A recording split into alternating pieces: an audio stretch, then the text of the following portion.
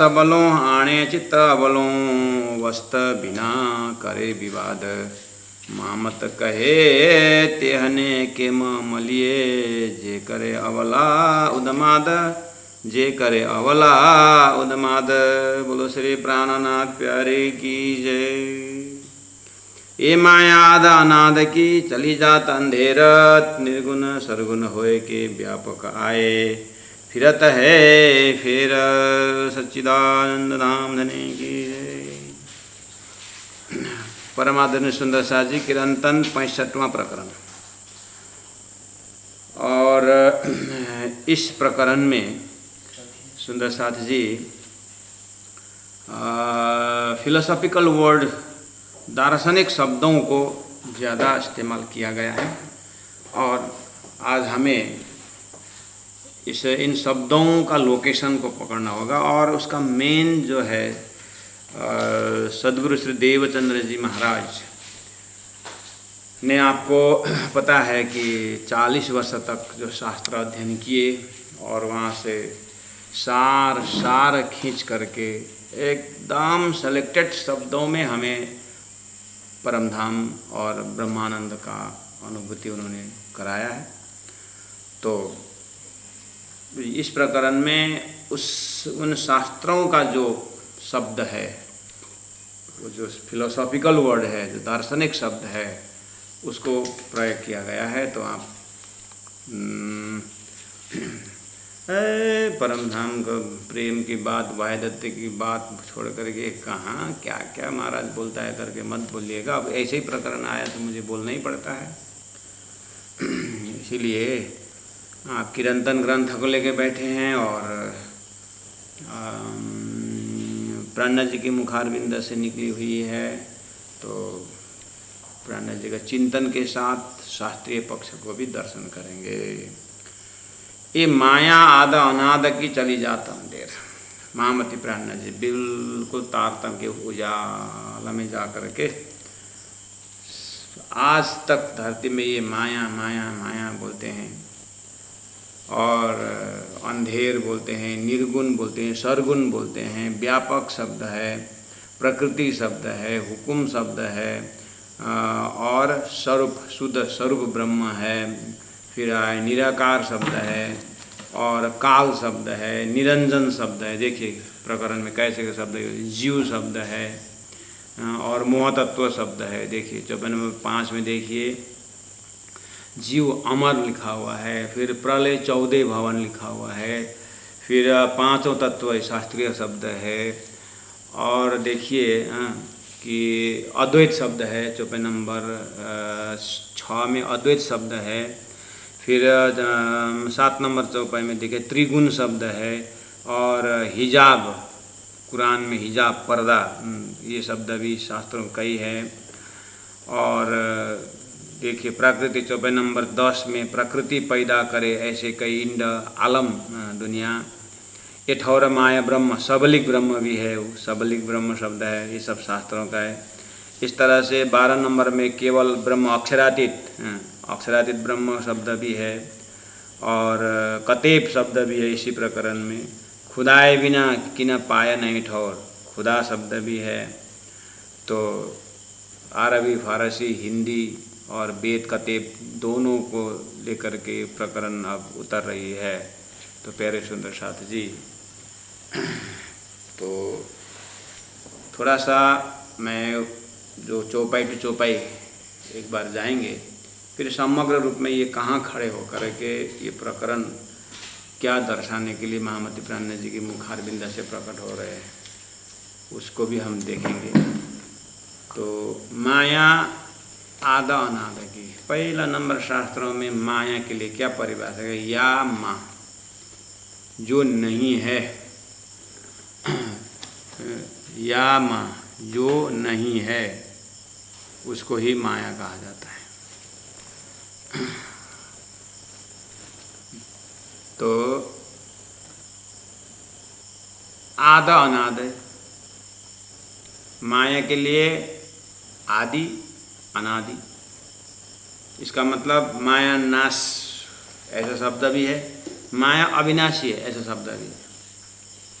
माया का आदि है, यानी कहीं से स्टार्टिंग पॉइंट है और उसके परे माया नहीं है, ऐसा भी है।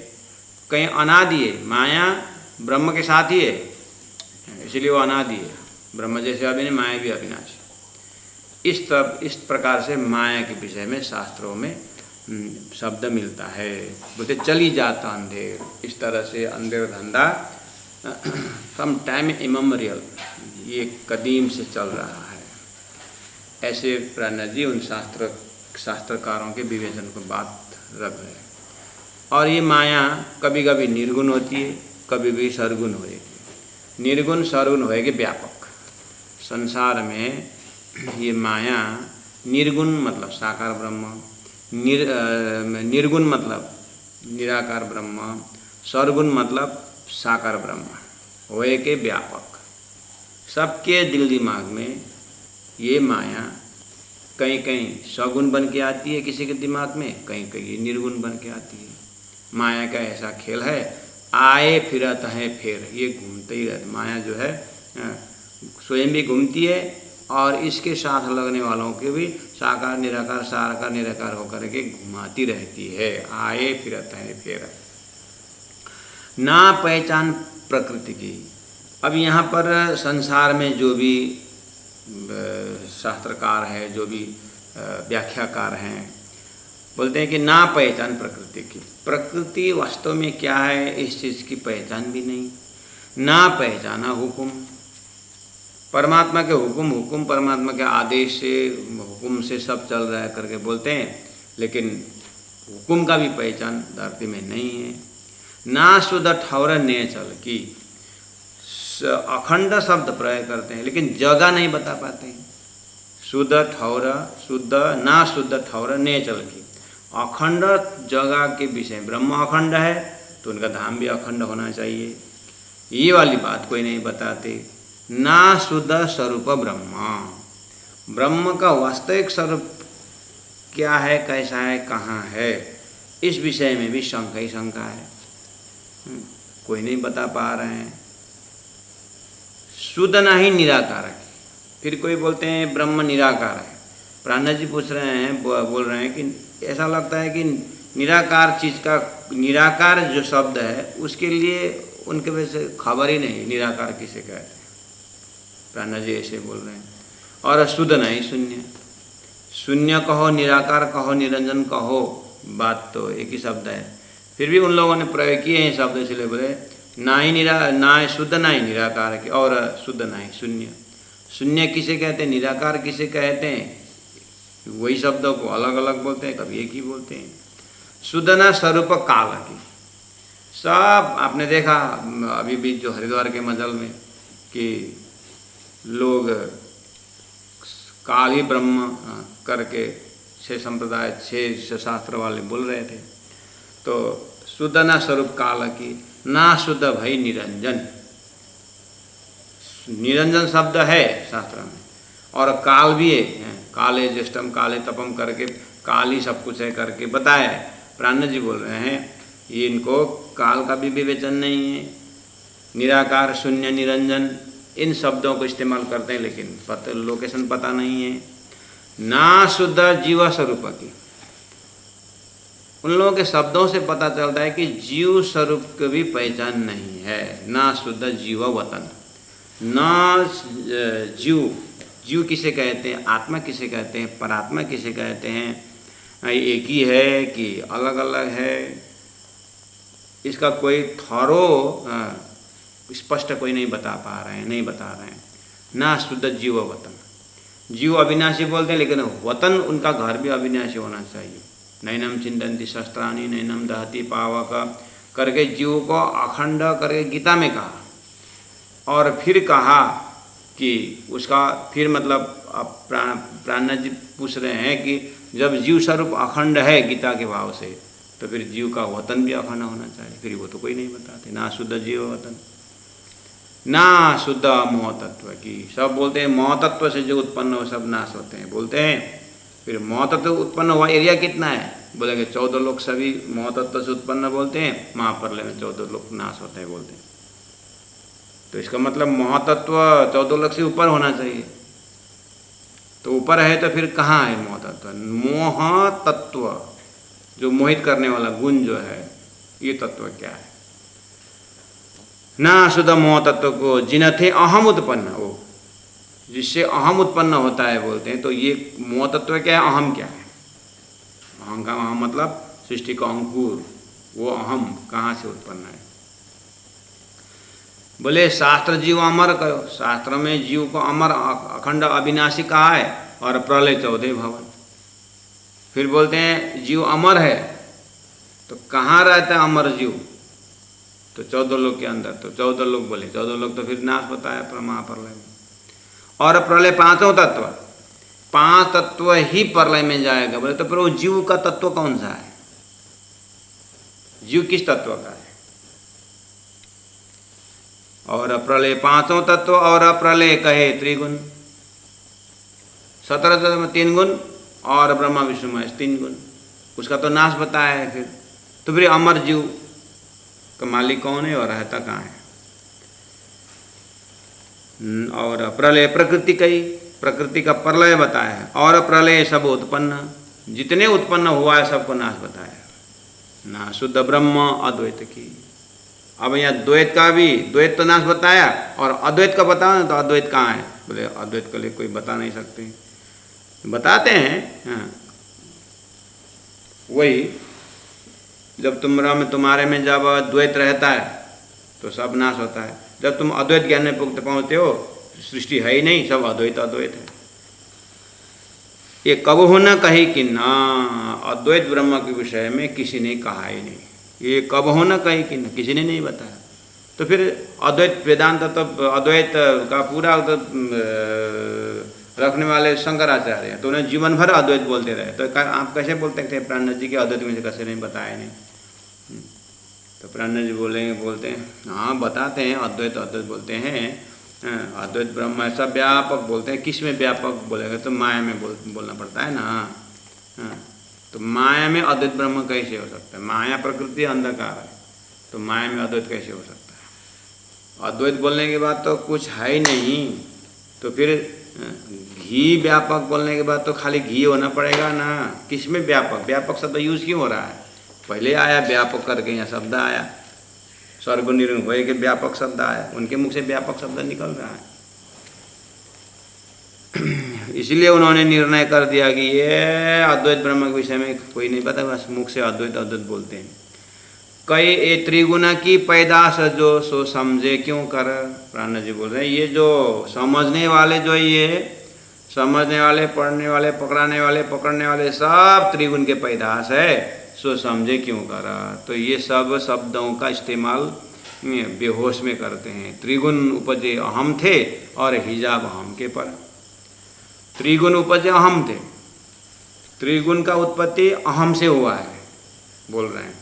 और हिजाब मतलब पर्दा, पर्दा जो है अहम के पर है।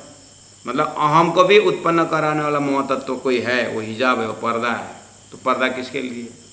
जीव के लिए कि ईश्वर के लिए कि ब्रह्म के लिए? हिजाब पर्दा उससे परे बताए। ये आद के संग से अबलो किनौ न खोले कब। ये आद के सृष्टि के शुरू से ही ये शंका अबलो अभी तक, कब तक? जब तक हमारे अंदर तारतम्य का विवेचन ना आए तब तक।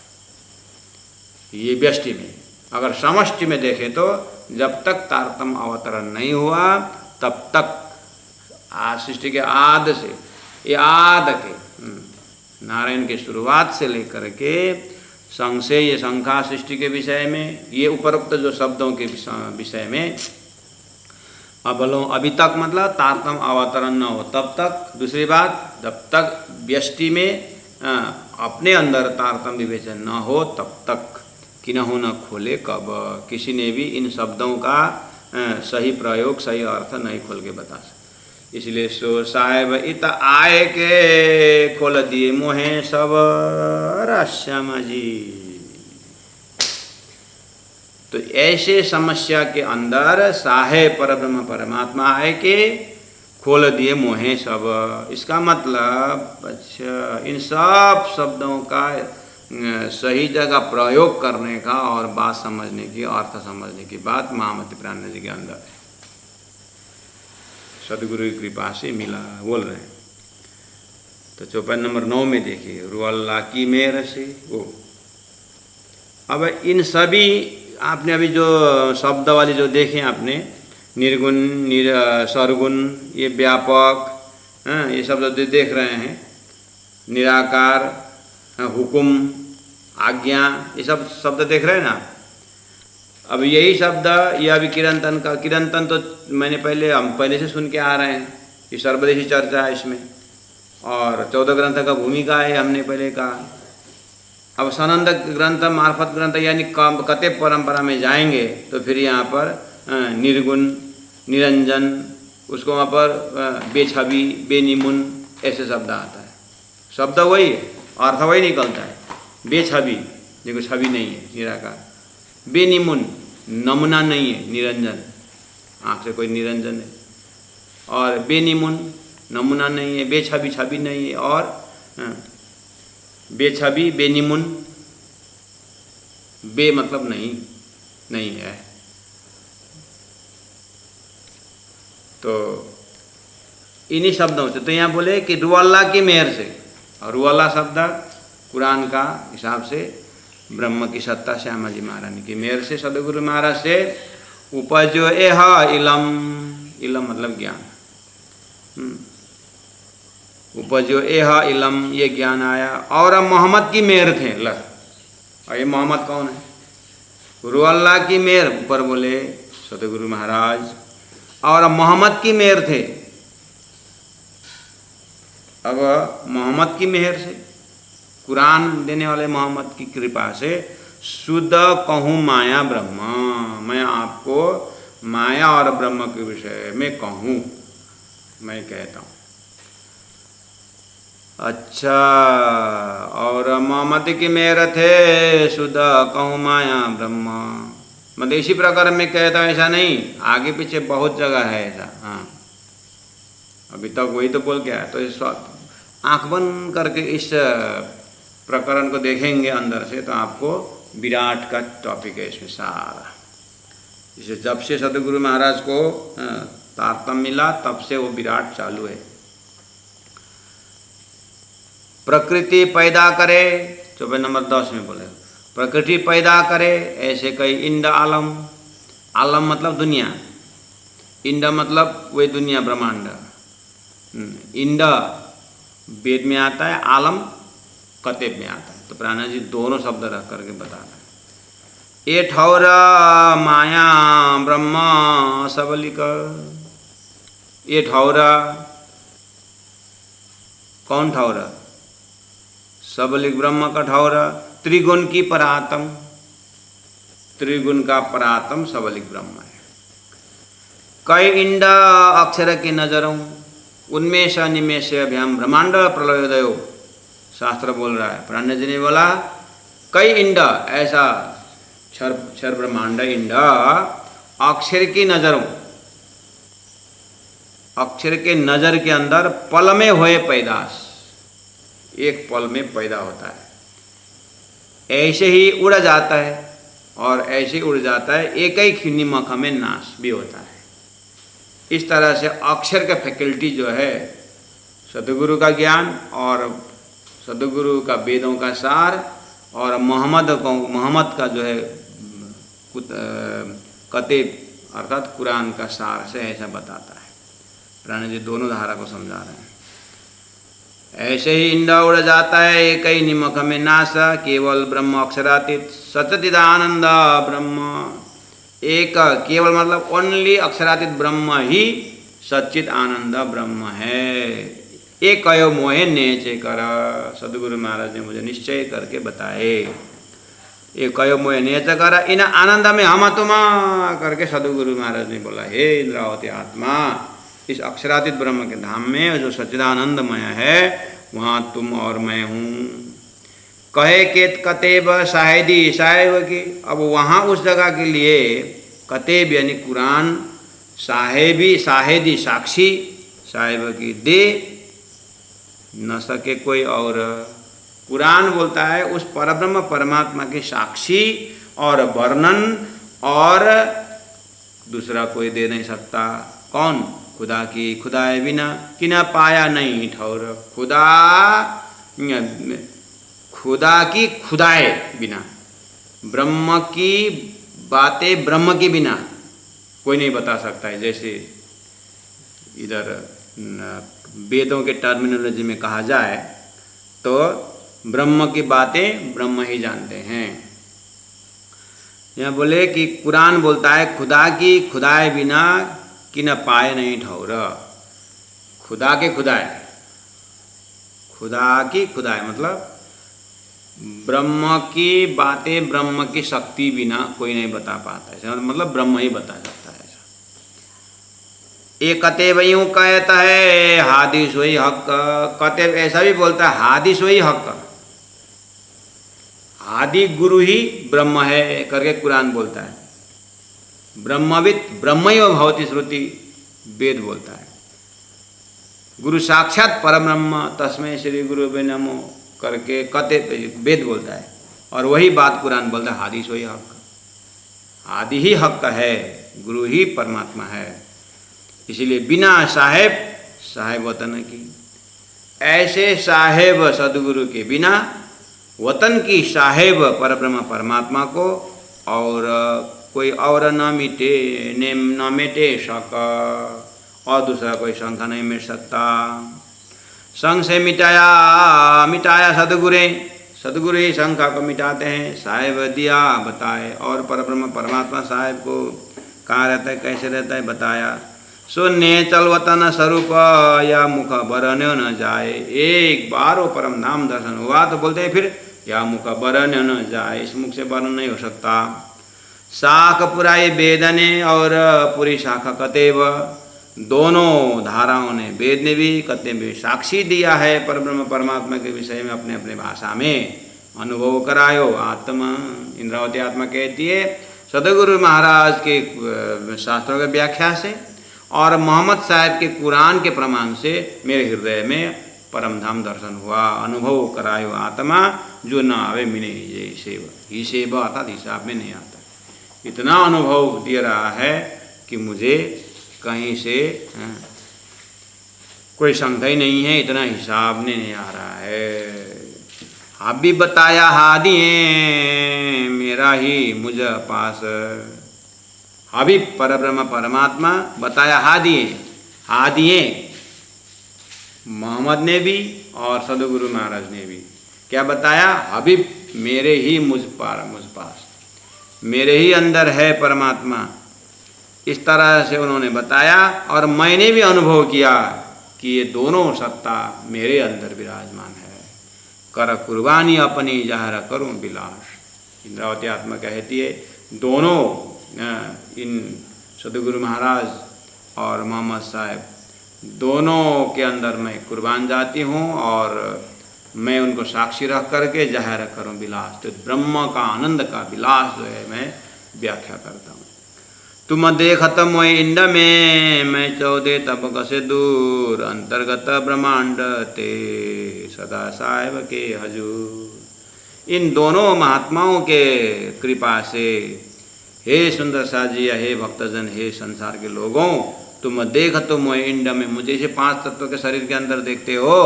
मैं 14 तबके से दूर, मेरा शरीर यहाँ है लेकिन मेरा आत्मा मेरा चिंतन यहाँ नहीं है। अंतर्गत ब्रह्मांड ते, ब्रह्मांड के अंतर्गत में अर्थात स्वप्न के उठ करके जागृत के अंदर, ये भी अर्थ होता है। दूसरा अर्थ ये भी है अंतर्गत ब्रह्मांड थे, आप सारी संसार ब्रह्मांड में हो लेकिन सदा साहेब के हजूर, लेकिन मैं यहाँ नहीं, यहाँ हूँ और यहाँ नहीं हूँ। अंतर्गत ब्रह्मांड थे, ब्रह्मांड के अंतर्गत ही हूँ लेकिन सदा साहेब के हजूर भी हूँ। कैसे हूँ? ब्रह्म सृष्टि और ब्रह्म की है शुद्ध कतेब वेद, वेद में कतेब में ब्रह्म सृष्टि और ब्रह्म की बातें हैं।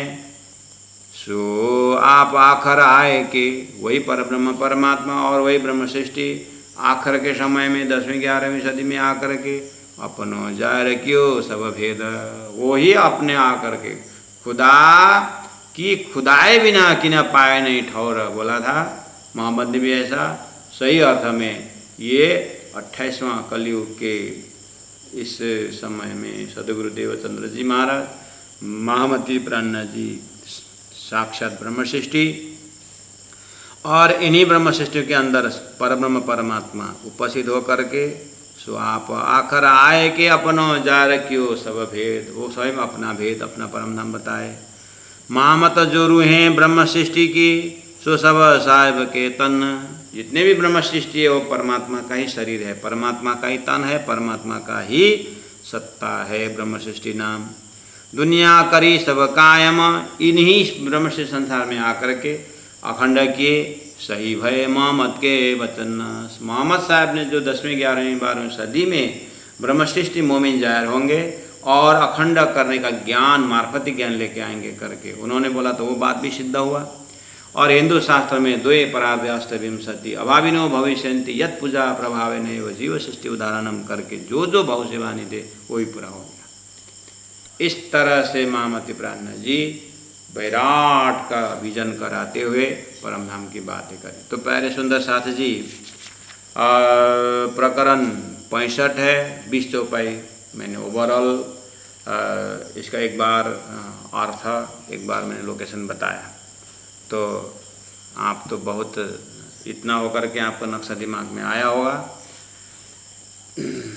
तो इसको आप फिर मैं एक बार तो मैंने पहले ही बोला था, एक बार शब्द को परिचय करते हैं फिर उसको लोकेशन पकड़ते हैं करके मैंने कहा था।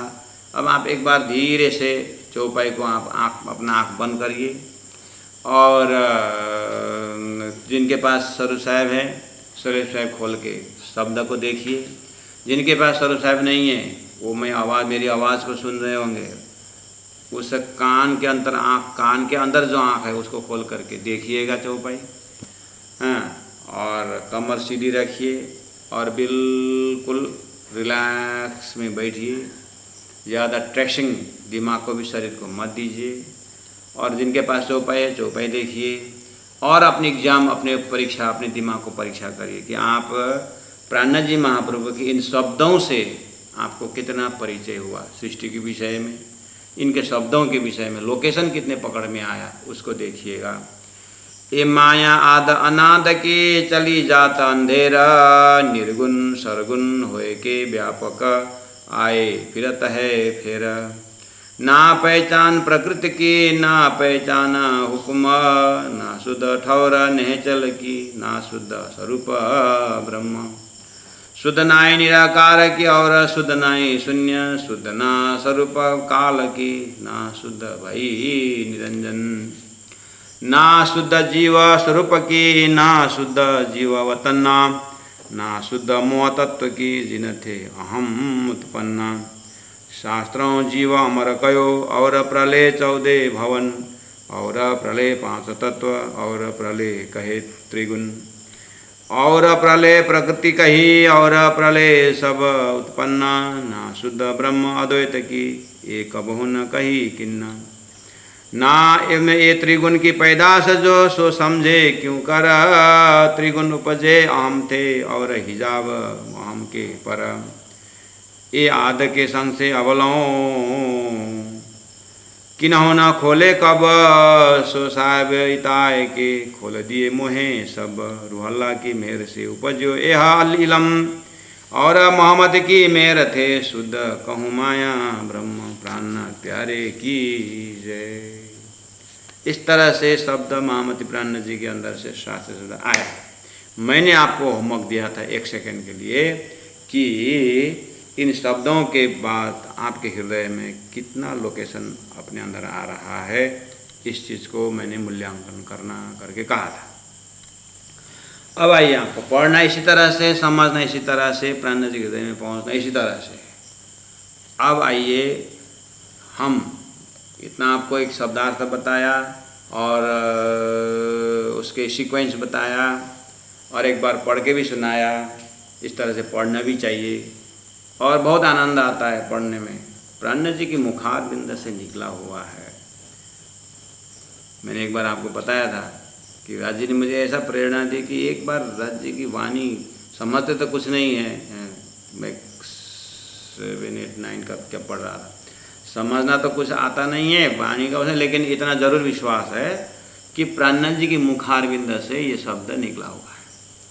हवे पहला मोजलनी कहूँ बात, तेता दुख रूपी दिन रात, दावनल भले कई भांत, तेनी केटली कहूँ विख्यात। वाह, प्राणनाथ जी के मुखारविंद ने हवे, जैसे मेरा आज मुख हिल रहा है वैसे प्राणनाथ जी को तो हिला था कि प्राणनाथ हवे तो नहीं हुआ ना, प्राणनाथ जी हैं मुख टेढ़ी मेढ़ी तो नहीं हुई ना। प्रेम सेवा वाले प्रगट की, प्रगट कैसे उच्चारण, तो एकदम प्राणनाथ जी के आमने सामने होकर के दर्शन नहीं होता है वाणी से। तो हमने सोचा कि प्राणनाथ जी की जैसे एक बार उच्चारण करता हूँ, करके हम बैठ गए धोती वोती पहन के और कलश रखे, प्राणनाथ जी का आराधना। प्राणनाथ जी आप जैसे उच्चारण कहते मैं वैसे करता हूँ।